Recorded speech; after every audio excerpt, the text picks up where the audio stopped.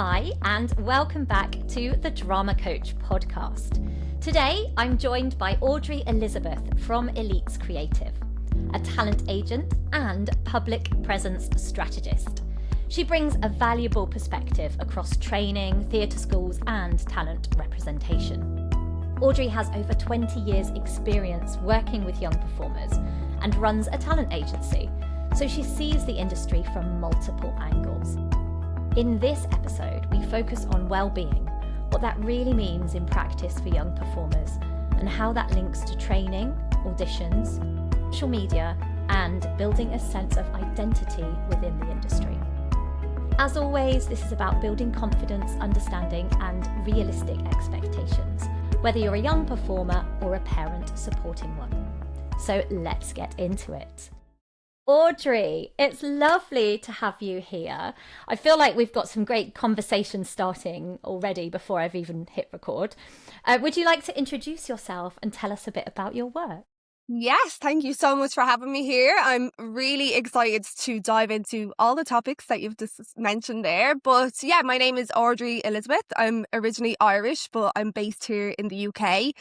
So I have multiple theatre skills for the last 20 years, a talent agency, and I work with a lot of online brands and coaches and actors and performers, really helping them shape their public presence. So I do a lot of different things, and I think that's why it's going to lead quite an interesting conversation, because it's kind of like the full scope. Yeah, it is. Yeah, we've both mentioned an interest in well-being in performers. I think we mentioned this in quite our early conversations. What does that mean to you when it comes to young performers? I think, I was thinking about where has this actually stemmed from, and I don't even think it comes from me as a young performer. I think it comes from me as an adult looking at the pressures that children face today, because I think it's very, very different. And I also teach and choreograph for competitive groups and non-competitive, and seeing the difference in how much pressure can be put on children. But they're trained differently, but the ethos and the culture of this is the same. So for me, it's like performers who can feel like they fit in the right place, the right environment for them, and for that right type of culture for where they want to go. And I think that's its difference, because children are going to want, like, how serious, how much they want it is going to be different, and making sure that they're in that right place for that to be nurtured. I think that's so important. It's so individual, isn't it? And like you say, some want to be competitive or want to take this path, and others it's something of enjoyment. I've seen this actually a lot with dance training, and that some might be just wanting to go and have a good time, and others want it to be their career, and perhaps sometimes they have to be not treated differently but supported in a different way, I would say. So what are you seeing at the moment, the kind of pressures on young performers, especially those that perhaps are competitive or looking at it as a career?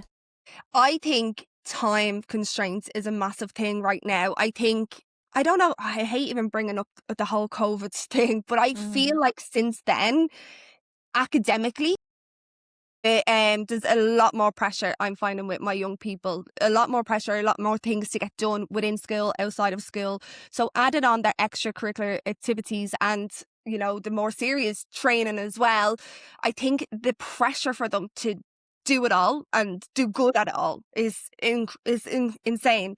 And also I think obviously like the social media pressure as well. I think there's a lot of comparison, and I know we'll talk about social media a little bit more, but I think it is a huge factor in young people's well-being, comparing themselves. I agree. I absolutely agree. So could we touch on then what can help and support these students in a healthy way, whether that's coming from them, the people around them? What would your tips be to try and help them? I think the right type of teacher, to be honest. I know that sounds blunt, but I think like making sure what your child wants and what you want from a group or a class or any kind of training that you join, that teacher matches that. I'm a big believer in culture, and just making sure that you're going for the things that you actually want to do, that's aligned with your goals. Like it doesn't matter what age you are, you can be setting goals and making sure you're choosing the things that align with that, rather than just trying to do it because it looks good, or the brand, or whoever else is going to be there, whatever show, cast and director, whatever it's going to be. Like, making sure it's actually aligned with where you want to go, and knowing that, like, when we come back to the identity stuff, like, knowing what your child wants and how far they want to go with it. Because you see, I can see quite a few times that, like, there might be a child who comes to my theatre school and, they're upset coming in, right? Because it's normal being a young child coming into the class. Yeah. I can tell if they're just like struggling with that transition across the door, and then they're fine. Yeah. Or like, I'm like, do they actually want to be here? That kind of way. And then it's about having that conversation with the parent.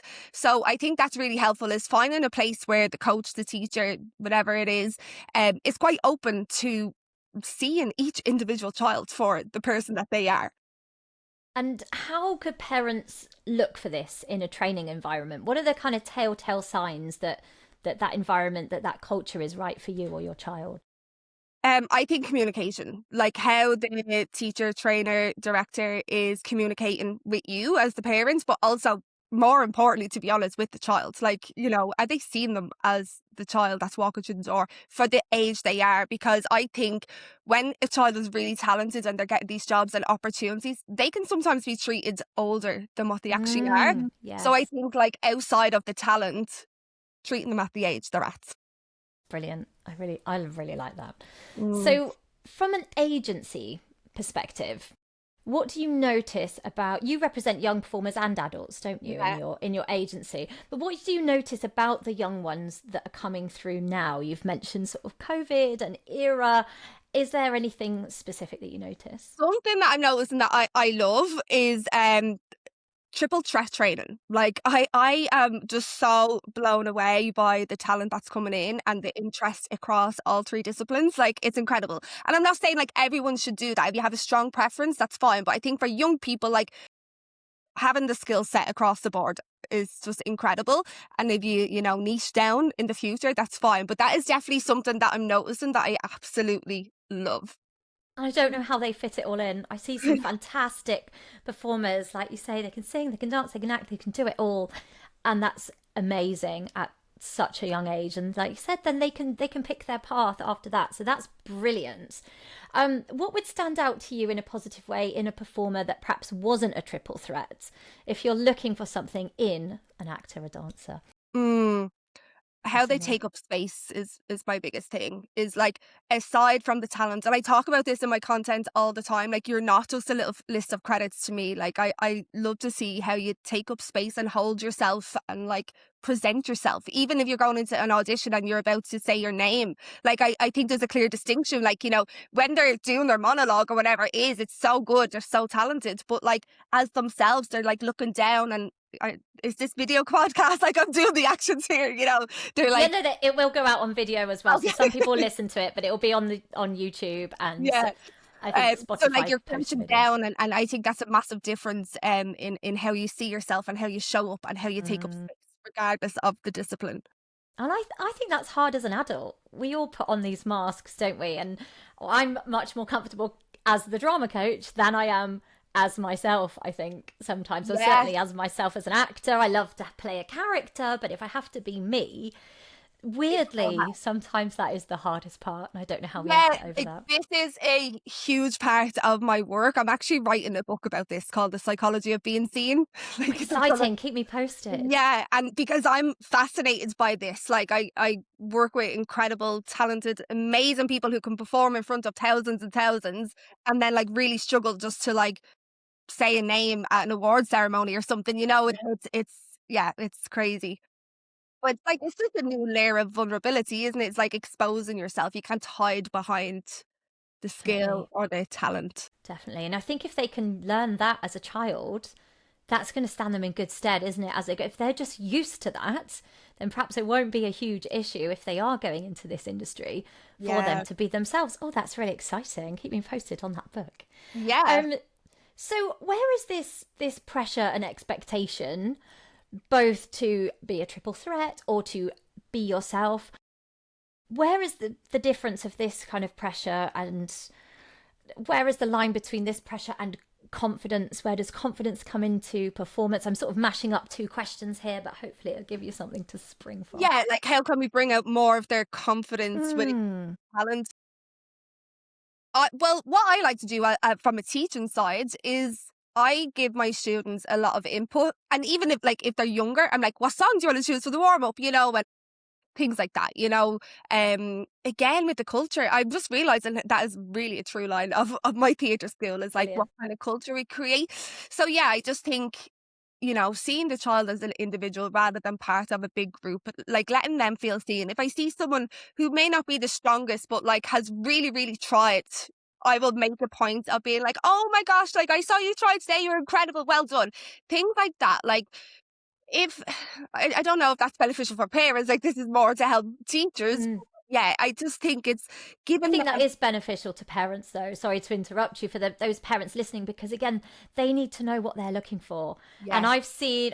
I've coached a lot of students, and I've seen a lot of other coaches for my daughters, and I feel now I know what I'm looking for. I can feel it, but to explain it is hard. And if they're going into looking for training for the first time, so I think it's really useful what you're saying about this culture works for you and is obviously so ingrained that you almost don't think about it. It's just the way that Yeah. you are.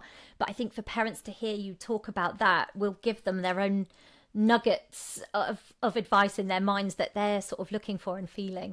And to be honest, like I can tell you exactly where this came from, and I feel like it was always part of my work. But one of the biggest times that I really cracked down on the environment that I create is when it was for a competitive event, and we worked all year for it, and we won it. But like so much crap came on the back of that, like it almost didn't feel like a win. And I remember just really sitting there being like, I still want to be competitive, but like, what was the point? Like, do you know what I mean? There's more to it. And we still compete now, but with a very different energy. And it made me kind of push my culture and the way I want to teach. Like we've always done kind of like mindset work and setting goals and sitting in circles, even with the older teens. Yes. But it's the process is the thing that's most important to me.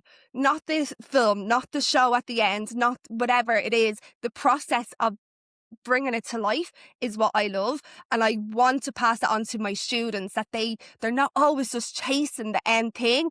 They fall in love with the process, because like this industry is hard. If you're gonna like make it become your career, it is a long game, and you have to learn to enjoy the process Yes. in life, in Yes. anything. I love this. I was talking this week about celebrating the wins, and the win isn't necessarily the job or the performance. And we all get the post show blues anyway from the Yeah. performance. So if you've got all of that connection and all of those wins along the way, I, Mm. I'm with you that that's Yeah. something really important to have and to hold on to. Thank Yeah. you for sharing that. I love that. Yeah. So let's move on to social media then, because obviously that's important in what you do. Mm. And for me, as a mum, teacher, I think it's very important. I have my own thoughts and don't always abide by them. Let's talk a bit about social media and personal brand. It comes up a lot. Let's go with this question. What do you think the appropriate age is to have a social media presence as a performer? This is a hard one, because Isn't it? genuinely, I feel it's not for me to say. It's for you to say for your child, Yeah. Obviously there's laws, like they have to be 13, but a parent managed account is not for me to say. And I don't think it's for anybody to say other than the parents. And I think there is no right or wrong, because there's benefits and cons to both, I don't want that to be a cop-out answer. Like that's genuinely No. how I feel. That I it's, think I'd say something similar. yeah. Again, there are parent managed accounts. I have one for my daughter. I have my other daughter who won't even let me flag her in, tag her in anything. Or if I do, it has to have her exact permission. And I understand that. And I understand both sides. And I took a couple of tips from an agent recently as well about not posting my youngest's spotlight details on her social media, because there's a lot there. If they want the spotlight, they should be going through the agent, which I thought was a good tip that I, as a parent, hadn't thought about. I just thought, oh, spotlight link, we're kind of proud of it and stick it out there. But actually, there's no need for that. So I changed what I did there. But what works well with these parent managed accounts if people are deciding to have one, and what should people be mindful of? think, like anything, what we were saying before, like having know what the goal of it is. Like, what is the goal of the child's social media account? Like, I have seen parent managed accounts where the content isn't to help them in their career. Like, do you know what I Oh, mean? what is the point then? Yeah, like there's nothing wrong with it. It's just a girly girl No. doing a little Okay. daddy with me or whatever, like loads of Yeah. different things. And I'm just like, that's where the boundaries cross for me. I think, you know, if it's a parent run account for their career, then it should focus on the Mm. you know, not trying to build a fan base. Like I don't think the Yeah. point of it is to Okay. get thousands and thousands of followers. It's to get them in front of the right people. But I think the scary thing is, it seems to be going that way with adult actors, with some niches. Well, it'll even be on a casting brief now. You need X Yeah. amount of followers, or what is your social media following like? Which to Mm. me seems a bit crazy. I'm really not sure what I I think know. of this, Now, because there obviously, are I don't have brilliant a actors with none. yeah, like I do have a very different opinion on it for actors. I definitely think I call it your second stage. Like this is what I coach Mm. all the actors on is building their social presence on social media.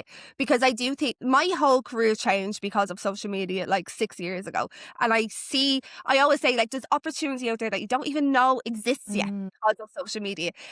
And I think like if you're like, oh, I don't enjoy social media, like I shouldn't have to use this, then that's fine. You don't have to. You definitely can still make it without using social media. But if you want to open up a different avenue and use it as a tool, there is so much you can do with it. And I think when it's an adult, I do treat it very different. It's a personal brand. You are bringing in more of you beyond your talent. And like what we were talking about earlier, like that can feel really intimidating then. It's like a lot of actors like will come to me and they're like, I'm only posting self tapes, and I'm like, they can see them on your spotlight. Like we don't actually need them on your social media. Yeah, you can have a few, but let's find out about you. So I do see that as very, very different.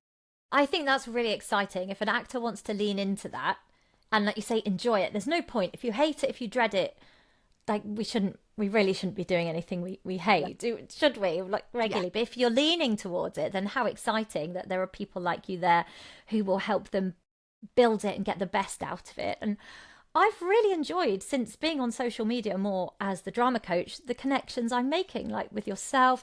I've connected with so many fun, like-minded people who want to just share decent advice and, Mm. caveated with it, it's their own opinion, but they want to help people, Yeah. which I think Yeah, is and this is lovely. the thing. Like, don't we think more good-hearted voices need to be heard? Mm, Like, that's my 100%. mission, you know. Like, and I see a lot of debate around social media, and I'm like, well, what about the people who just want to help, who want to create impact? Like, they're the people that I help, you know, and help them channel in that voice and we can still be strategic with it, whether it's a business to make more sales or you're trying to get in front of the right people. But yeah, I think when you look at it from a different lens, any single person that I've coached from a branding point of view, I'm like, you're going to end up loving it. You're going to end up loving it. Oh, I that's nice. I think I healed the most when I started social media. Oh, that's great. That's so positive. It's there. I don't think we're going to escape it entirely. So if you want to, then why not embrace it safely? Which brings me to my next point of, Mm. what are the common, I think you said mistakes, maybe, like always just sharing your self tapes, but common mistakes or risks that you see in, I mean, we can lean this to adults as well. It doesn't have to all be about children. Yeah. These children are going to become young adults. Yeah, well, I think with children, one of the most important things that is a big risk is posting in real time, like where they are right now. Yes. Yeah, I think that's a big issue. Um, and even as a teacher perspective, this just came into my head, like the tragic event of the Taylor Swift workshop. I don't know. Yeah, like I'm traumatized from that, and that has really opened my eyes. Every time I advertise my classes, I don't put our location on it anymore on the general That's Facebook. a good Now, point. it would be Just very for easy the to ones who are find it. actually coming need to know it. Yeah, That's a yeah. good point. Um, Gosh, yeah. yeah, like it's so serious, you know, and yeah, so just thinking you don't need to post it in real time. Don't post the exact location where you're going or wait till after you've left. I think as well, like understanding, are they at an age where they can understand comments? Like, you know, pre-teenage is a very vulnerable time Do we want them to be having access to what comments are coming in, what DMs are coming in, things like that? I think is important. Presumably there's options to switch all of that off. If it's a child has become a legal age where they can have social media, maybe a little bit of help from their parent, agent, coach, they could limit that, I'm guessing. Yeah, so you can filter out words. So I don't like I'm imagining a 13-year-old saying you're not allowed to have comments. They'd be like, "What's the point?" Yeah, they're going to say, "What's the point?" Yeah, you can set it to filter out certain words. So if anybody like said a certain words, it would be it wouldn't show up for them. So you do that. That's sensible. I suppose that would be reactive if something came up, or you knew something came up with friends or other actors, then you could block that ahead of time, I suppose.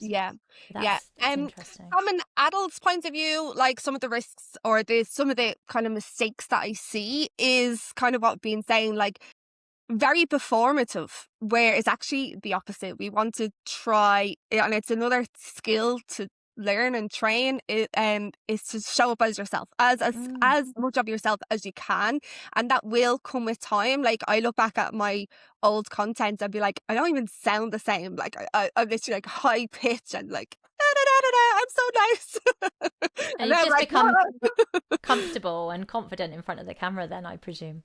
Yeah, but it took me such a long time, and like, I mean, I could riff on this for a long time because this is something I'm really passionate about. I think as performers, we put a lot of pressure on ourselves to be natural, to speak on camera, but it's not the same skill.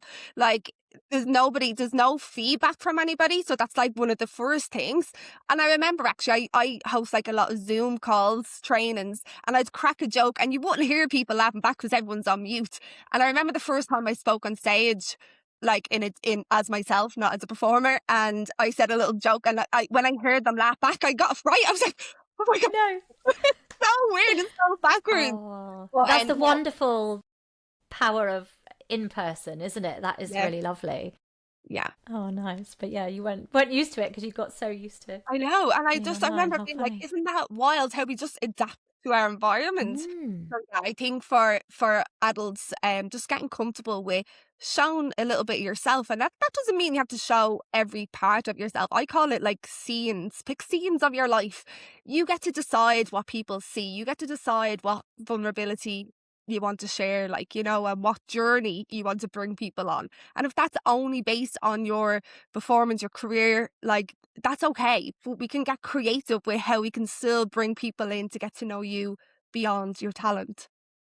Some people keep separate social medias, don't they? They might have like an Instagram personal and an Instagram professional, usually as an actor that I see. Is that something that you would advise, or do you think they need to blend the two? I think so. Like, it depends on their age, I think so. Like, because when you think of like a 25-year-old girl or boy, like, they want to be posting going out with their friends and, you know, on a night out. And I don't think that should be on your personal brand. Like, your acting page is a personal brand, you know? So, yeah, we want to know a bit more of you, but we don't, like, need to see you out drinking. Yeah, sure.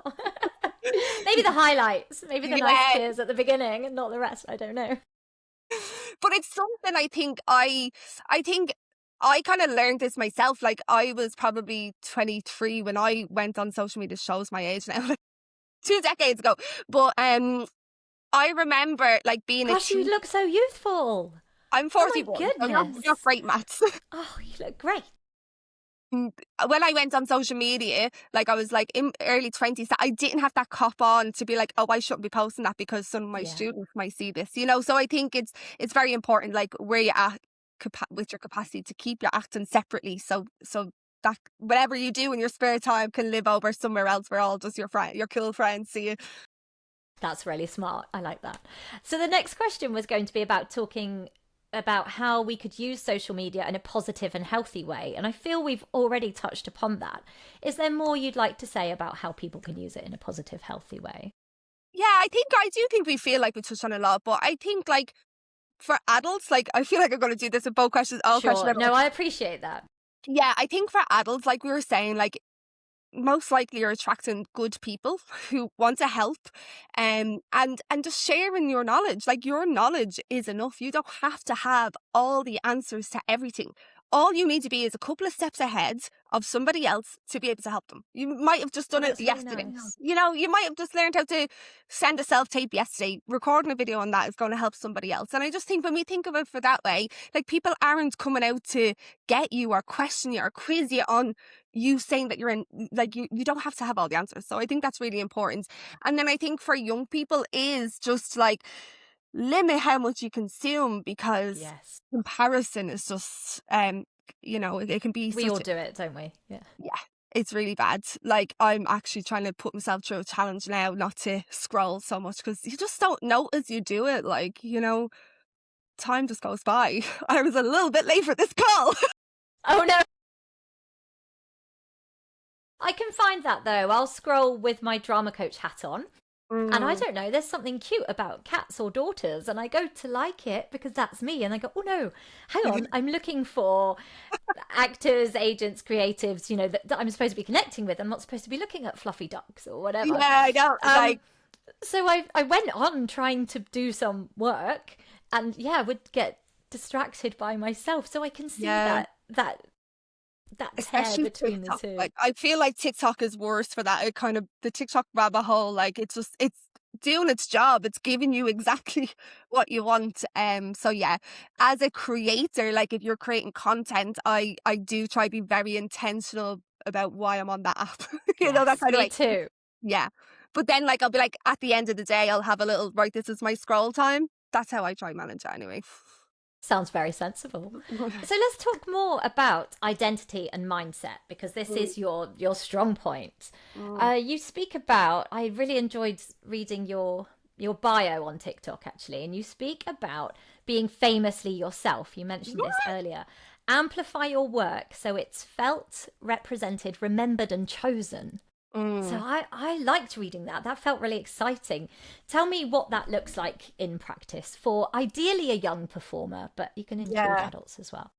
Yeah, I think, like, famous yourself is literally something I've only started speaking about this in the last month or so. And I think it's because of the work I've been doing with young performers who feel like they have to be further than they are, more than what they are, better than what they are. Like, I feel like they're always chasing this, like, next thing. And I'm just like, I just want everyone to know that you are enough. Yes, we train, we get better. Like, let's not be naive about it. Like, we're continuously working on our craft, but you as a person, like, you can do what it takes. Like, if you put the work in, like, there's hard work involved, but you can do what it takes, and don't let anybody tell you you're not good enough. Like, no matter what you are or who you are, you know, like, as somebody who was quite shy growing up and always felt like I was kind of both. I was shy, but then I felt too much. Like, I was, you know, that kind of swinging feeling, and just feeling misunderstood a lot of the times.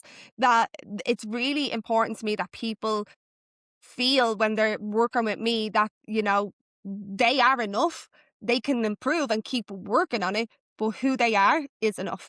And the difference between, like, when someone walks in a room who's confident in who they are, like, that's what I call the it factor. Like, you know, when people say, oh, they just have it, or your star quality, I don't think people are born with that. I think that is, like, a very settled sense of trust in what you have to In yourself. Yeah. Yeah. I love that, because I was speaking recently about young performers thinking that they have to look, behave, speak, be a certain way, or be like a certain person.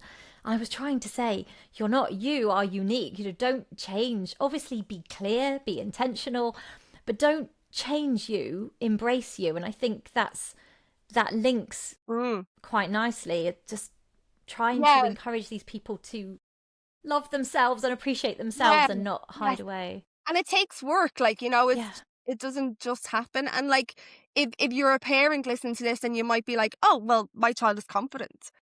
Like, just check in on that, because I appeared very confident as a child, and now I have conversations with my mum, and my mum be like, really, I had no idea you felt that way, you know. And I'd be like, she's like, you'd always just be dancing for everybody and putting on a show, but inside I felt like a shell of myself. And it's really, like, she just be sad hearing that from me, because obviously she was a great mother, like, and, you know, it appeared I was confident. So if your child is appearing as confident, like, I remember hearing this thing before is like, instead of just saying to your child, like, oh, you look great today, like, you know, if they had a new outfit on or something, like give them more than that. That colour really suits you. Like just bring it out more. Or I love you, instead of, you know, I love you because, or I love you this, or I'm really proud because of this. Just go deeper into the reason why.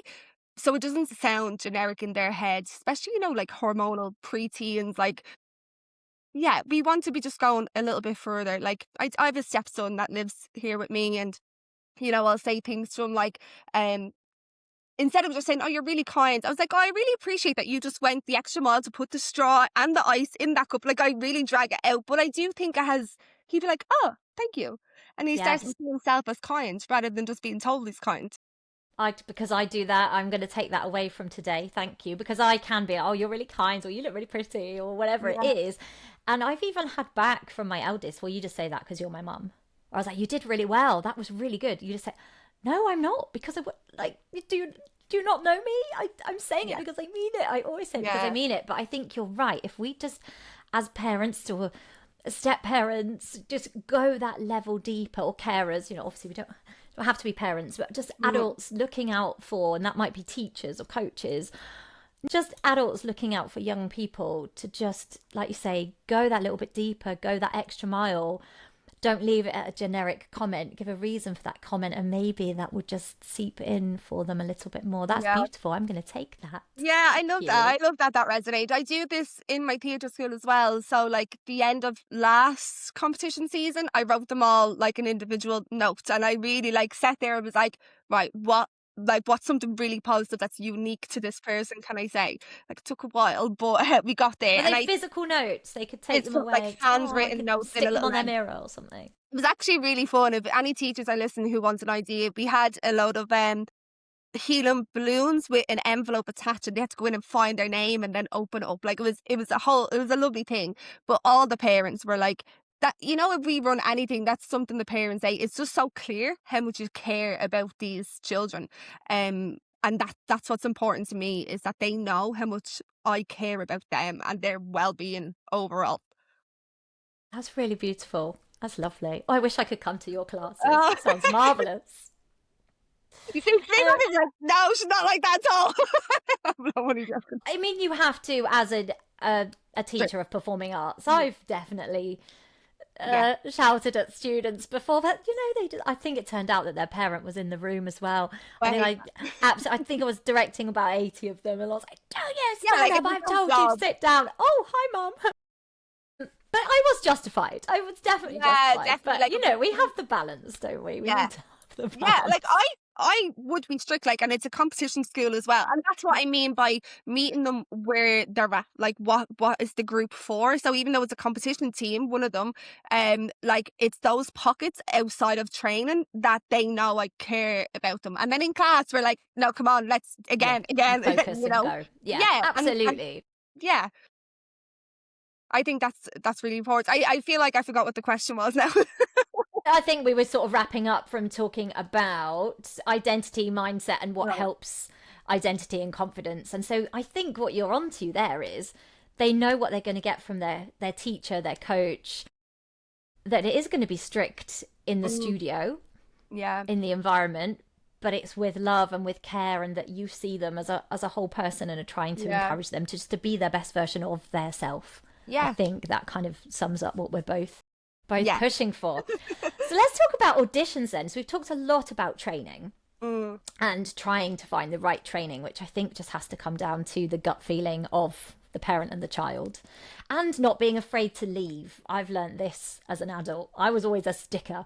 You know, if it's not right, give it a good chance. But if it's not right, try somewhere else, try someone else, and yeah. find that right environment for you, I think. So auditions, how does well-being show up in auditions?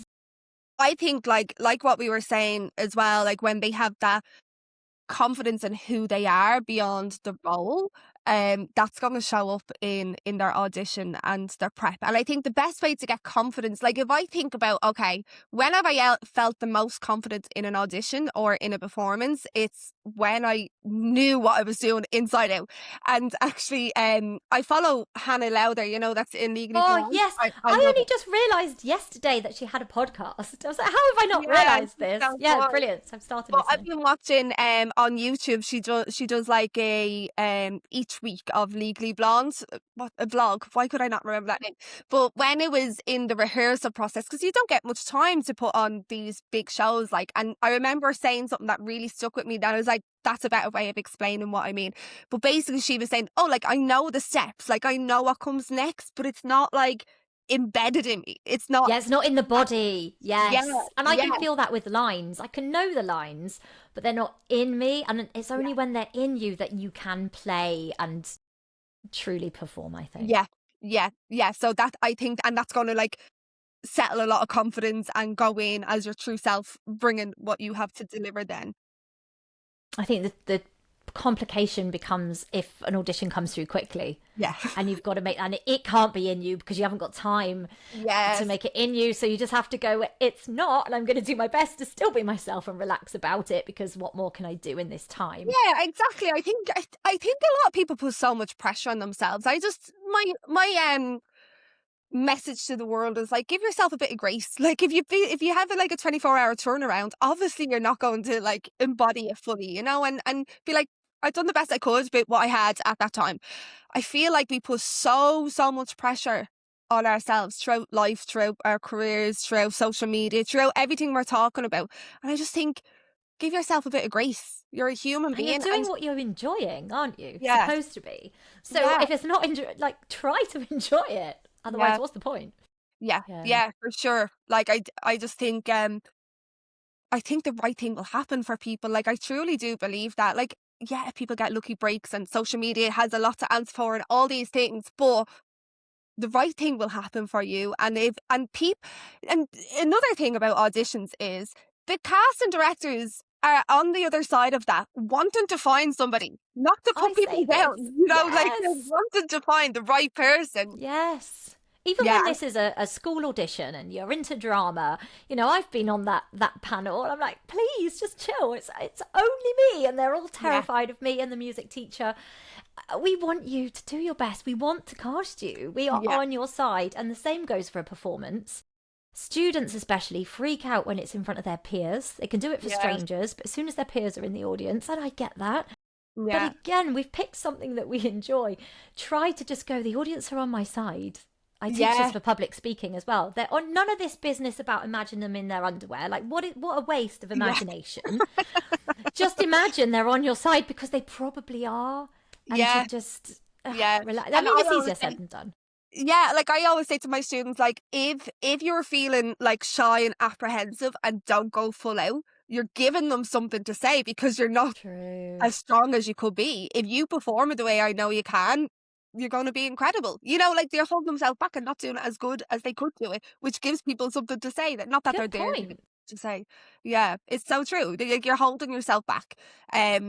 Yeah, so I think directors, casting directors, they're looking for people to cast. And I think as well, I don't know if it's an age thing, a maturity thing, but like I do think you get to a certain age, well, I believe so, I don't know for everybody, that you start to realize that like it has nothing got to do with your talent sometimes why you didn't get picked. Like, it is about the Mm. whole picture, you know, when you look at the whole process, like who the couple is going to Yeah, it's be, the or who they, puzzle. Yeah. yeah, it's the whole puzzle. And I think like we can get so focused on what we want and like, I'm gonna get this, I'm gonna try really, really hard, and then you don't, and you internalize it all, knock on your identity, knock on your mindset, and actually just forgetting about it. So even if you did know that before, there's a reminder that it's all part of a puzzle, and it's not actually about just one part that you went for. Absolutely. So I feel you've given me what we were going to say in the next bit, which is what helps the students feel grounded and confident in the Mm. audition. I think we've said it is that knowing it when you can, being yourself, and just having that confidence. Any other little nuggets before we talk to the parents? Any other little nuggets for the students themselves? No, I feel like this I whole feel like that's it. episode covers that question. Yeah, I think so too. So for the parents listening, because I talk a lot about parents picking, parents Yeah. delivering their own anxieties onto their Mm, children, unknowing to them. And you talking about your mum, I talked to my mum after a solo episode. I was like, yeah, you remember, mum, when I didn't get those parts? You were gutted, and that made me feel dreadful. Because yeah. she was like, oh, I was just being sympathetic. I was like, well, actually, it was the worst, because then I felt bad that I'd upset you, blah, blah, blah, blah. It was huge. So I try to be really casual with my daughter, but then I don't want to be too casual, as if it doesn't matter. So getting that balance is really, really tricky. So for any parents listening, what can they do to help their young performers feel grounded, confident for auditions, Yeah, performances? I think you just have to meet your individual child where they're at. Like that's a perfect example of, you know, I I work with so many children and parents, and I'm trying to think across the board. I think if my child isn't a performer, but if he was, I've tried countless times. Like I'd be like, well, how badly did you want it? Like, don't assume you know how they feel about it. Like, how badly did you want to? Like, is that making you sad? Are you relieved? Or like, what's next type Mm, of thing. So yeah, I think we can place a lot of assumption on them, and I definitely come across a lot of parents who actually put more expectation on their child than the child has on themselves. And yes. it's quite sad to see, because I see children, how do I say this, like, not perform to the best of their ability because they feel that pressure. And I don't think it's pressure of wanting the part. I think it's the pressure of the parent's reaction. And That's tricky.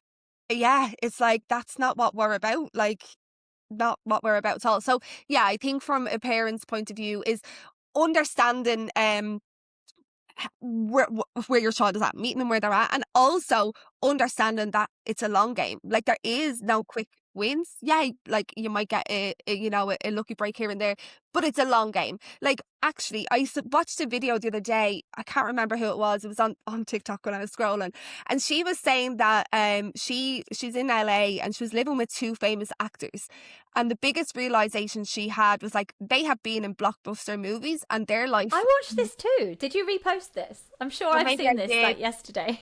And she was saying, like, their lives were exactly the same. Yeah, they had more money because they, got some opportunities, but their days were filled with applying for auditions, having auditions, getting close to it, getting dropped. Being let down again, yeah. Yeah, I was like, that is such a great perspective shift, that everyone is chasing this blockbuster like movie of, that's what you want to do, but that's not the end goal. Like, it's a long game.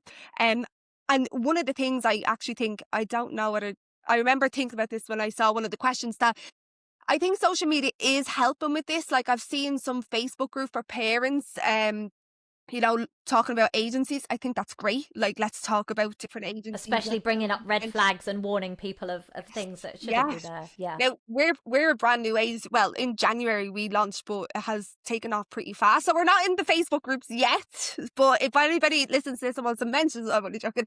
But I think it's good that people are talking.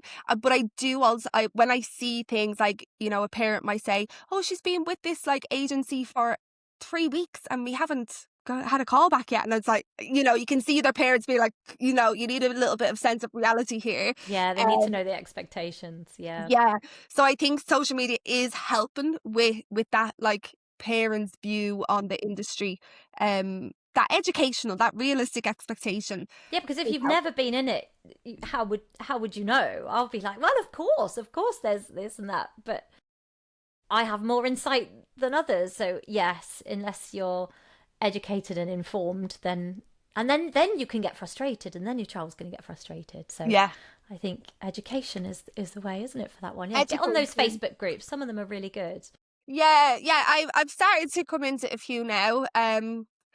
Yeah, it's exciting. It's exciting to see the industry from a different lens. So obviously a lot of my background is musical theatre, social media.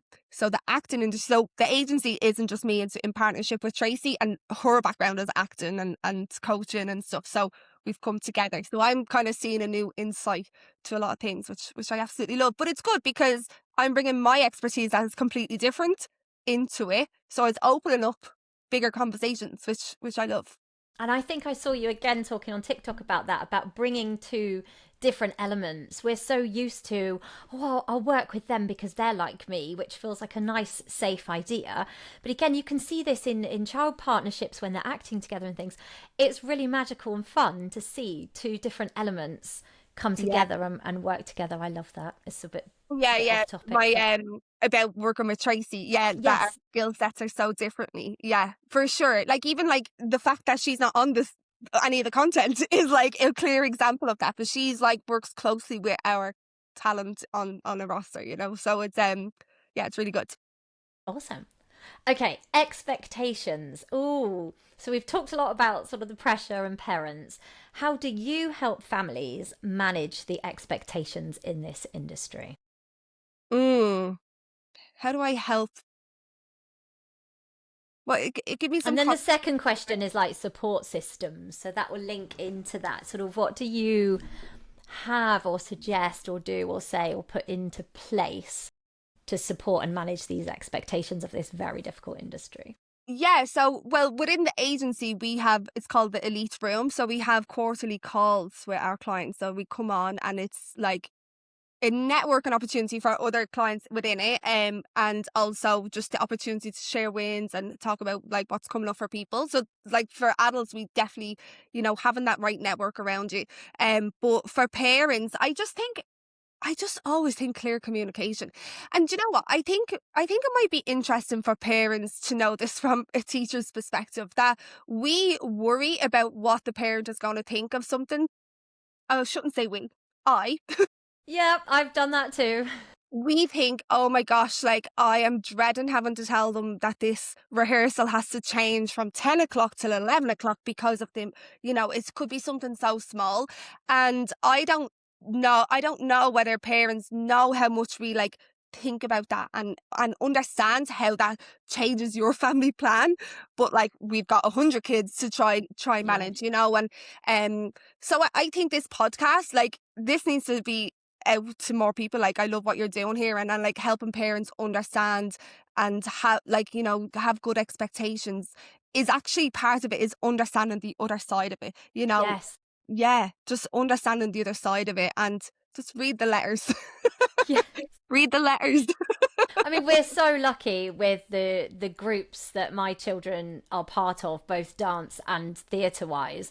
And like the theatre group, for example, we get that timetable about a year in advance, and they are so on it and they are wonderful. But I know of other parents at other places and they're tearing their hair out. And I know as a parent, the family plans, even just with two kids, is near on impossible. But who's where, what, when, the balancing, the Yeah. eating, the ferrying around is bonkers. And when one piece is out of place, it's super stressful. Yeah. I've been a teacher for many years as well. I'm an actor now. It's so I see all of the sides. But yeah, and sometimes things do have to change, and I get that. When they change all the time, ad hoc all over the place, Yes, of drives course. you crazy. So I think if everyone can meet in the middle, if those Yeah. teachers and those parents can see each other's sides and be understanding, then I Yeah, think the I world's think you're better. really good at articulating what I meant. Like for sure. Like that's what I mean, is like, you know, understanding that we don't just change things for the sake of changing it. Like we're really thinking about how that's impacting you, and it's like the last resort.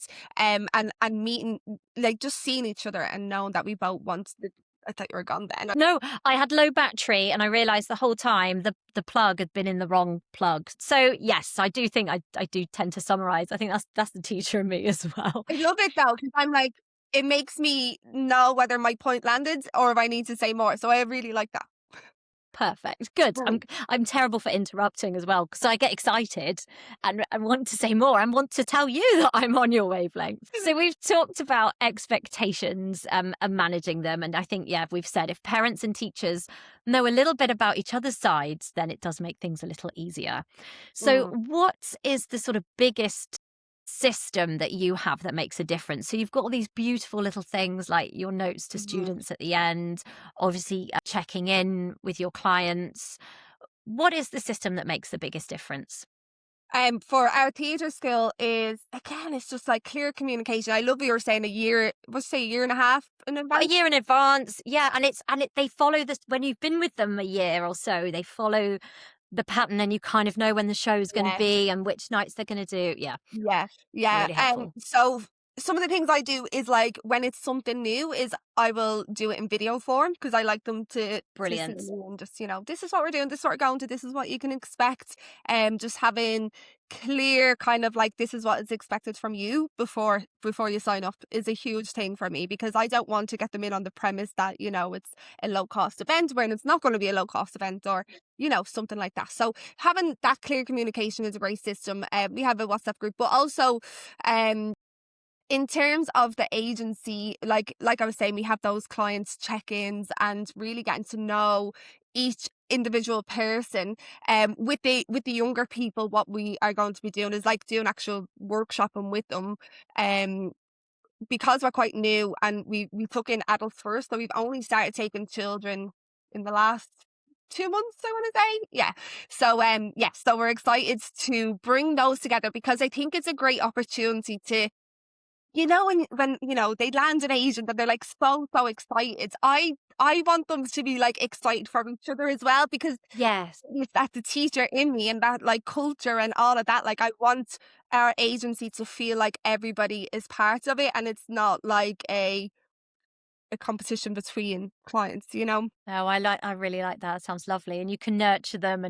So the agent I'm with is the same as my daughter now. I moved to be on her same agency, and they took on adults because their children were growing up.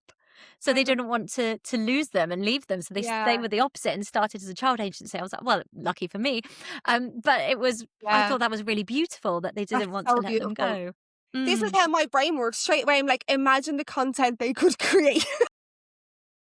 But that is so special. And I think that's why I love like social media and branding and stuff like that. Because if you if anybody, a parent and a child, came across that on social media, you'd be like, that is the agent I want. Like you would want to be there because of that story. And you wouldn't know that. It was from an interview I did with her before I had the podcast. I've since put it on the podcast because I thought it was relevant. And I found that out from chatting to her. Yeah. Thought that was really lovely. Okay, Audrey Elizabeth, are you ready for your quick fire round? Yeah, I'll try keep them quick now, because clearly I don't. Me neither. But don't worry if you've said it already or if something brand new, just whatever comes to mind, just for a bit of fun to sort of shake it off at the end. Yeah. Okay. One thing that stands out instantly in a young performer. How they take up space. Awesome. A common mistake in auditions. Not projecting your voice on your introduction. One piece of advice for parents. Have clear expectations of what you're trying to get to. And one piece of advice for performers. You are enough and you will always be enough, but keep training. Beautiful. That was a good quick fire. That was quick. Yes. Well done. On the ball. Okay, so before we finish, do you want to let people know where they can find you and where they can find Elites Creative? Yeah, so obviously, like I do a lot of different things, so I'm just going to have to list a few. So my TikTok is probably the best because it's kind of where I bring all my worlds together. I talk about my teacher skill, I talk about the agency, I talk about social media. So that is Audrey, what is that one? Audrey_Elite Creative. Instagram is Audrey Elizabeth Official, and the agency is Elite Creative Casting. Nearly forgot then. You did well. You can tell I'm an actor. Can't remember. You can fire those to me and I'll put them in the show notes as well. So they'll be in there. Okay. A big thank you to Audrey Elizabeth for such a thoughtful and insightful conversation. I think there's so much in there, starting with well-being, support, navigating the industry, and staying healthy and grounded throughout all of that. If you found this helpful, do feel free to share it with someone who might benefit. And don't forget to follow or subscribe so that you don't miss future episodes. And if you have a moment to leave a quick review, it really helps more people find this podcast. You can find more support, resources, and coaching through the links in my bio across all my socials. And I'll be back soon with another episode of the Drama Coach podcast. A massive thank you to you, Audrey, for your time, your energy, and your wisdom today. Thank you so much. Thank you for having me. You're so welcome. Thanks, everybody, for listening. Bye-bye. Bye.